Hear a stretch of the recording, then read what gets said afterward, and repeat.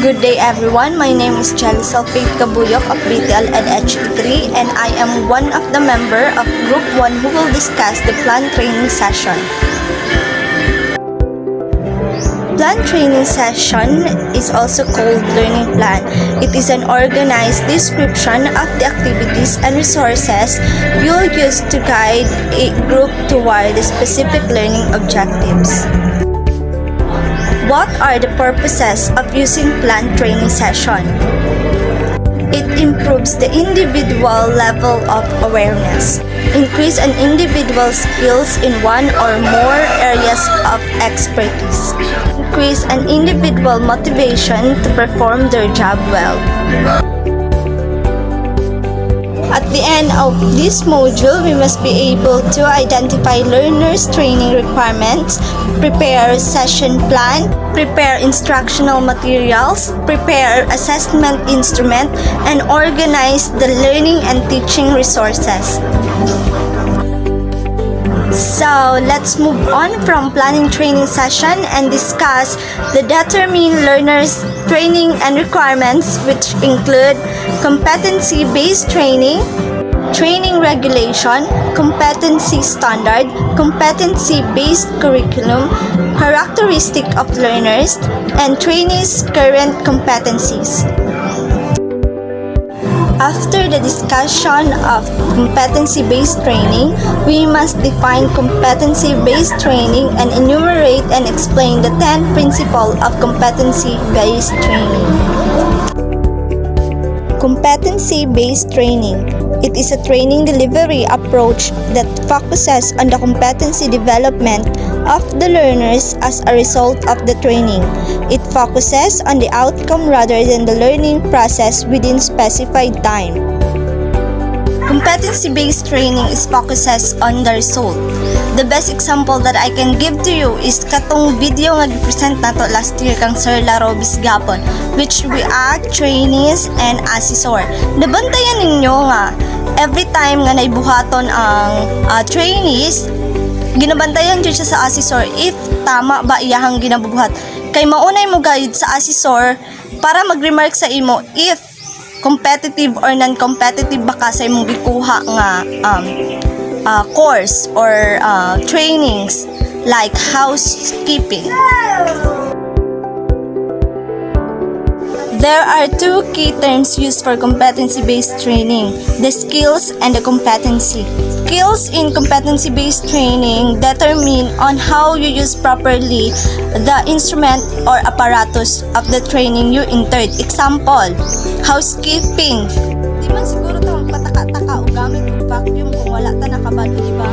So, dapat kung unsay mong gigamit ng instrument or apparatus ana nga training is kabalo jud ka and well practice para dili pud ta maulawan sa pag-abot sa training. The competency for competency-based training is mauna ni siya ang task or anything na ipabuhat sa imo sa assessor which mag-determine sa ilaha if you are competent or not competent. Sama sa kung gihatag nga example sa skills, for example, vacuum.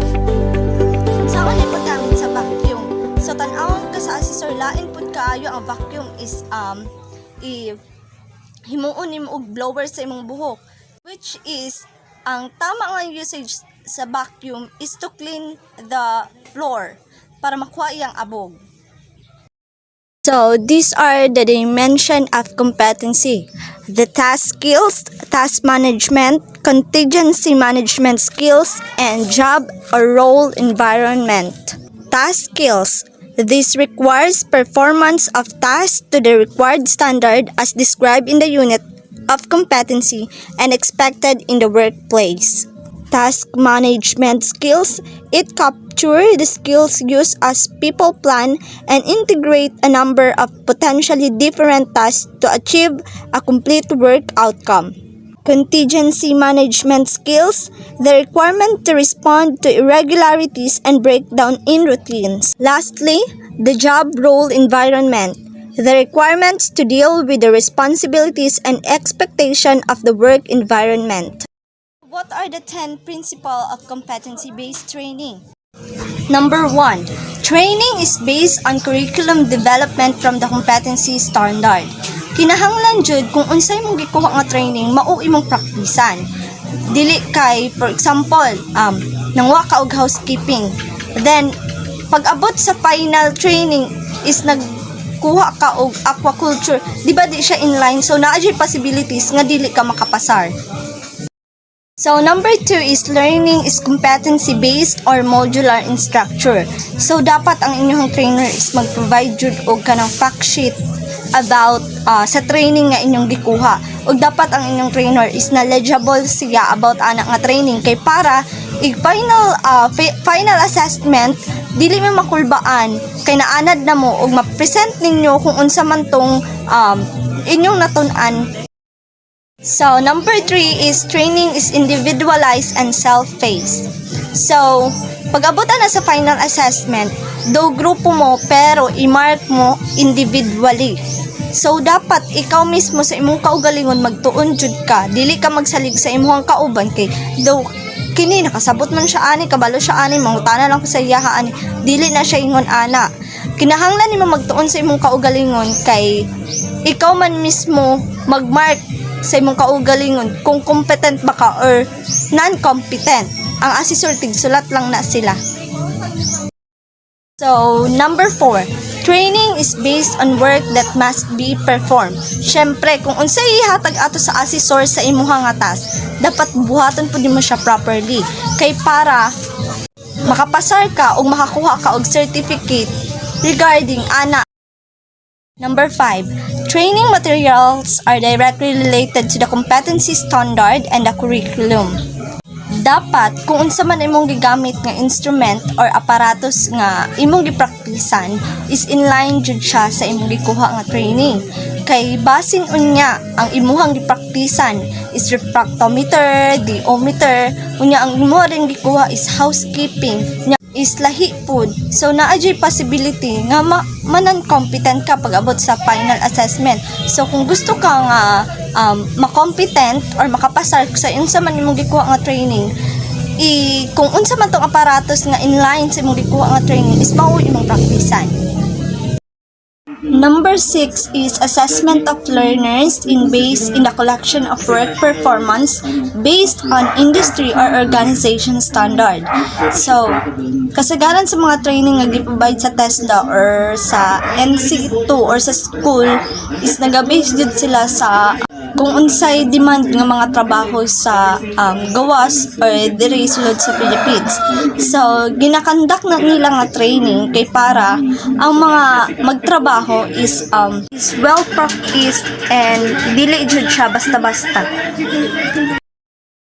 Number 7 is training is based on and off-the-job components and off-the-job components. Ang training nga atong i-take is magamit nato siya sa atong panimalay or sa ato ang trabaho. Number 8 is the system allow recognition of prior learning. So gina-cater nila ang mga prior learning sa ilahang mga trainees. For example, sa housekeeping, ginatan-aw nila kung unsa to ilahang gina-apply sa ilahang panimalay, connected ba siya sa mga dapat buhaton in line sa courses nga housekeeping. The system allow for learner to enter and exit programs of different times and level and receive an award for any competencies attained at any point. So as a trainees, we are able to enter and exit the different courses we want, but i-make sure dyan na ito nga makadawat og any certificates or awards gikan sa course nga ato ang gitrainingan kay magamit na to na siya puhon-puhon ig mga apply na tagtrabaho. The last principle of competency-based training is the approved training programs are nationally accredited. So, kanang mga apply ganit ta o kanang course or training, we are nationally accredited and kanang gihatag sa to ang certificate. Magamit na to na siya kung mga apply tag trabaho sa kung unsa man ato ang gitun-an nga course. Thank you for listening my topic about competency-based training. I hope you learned for today.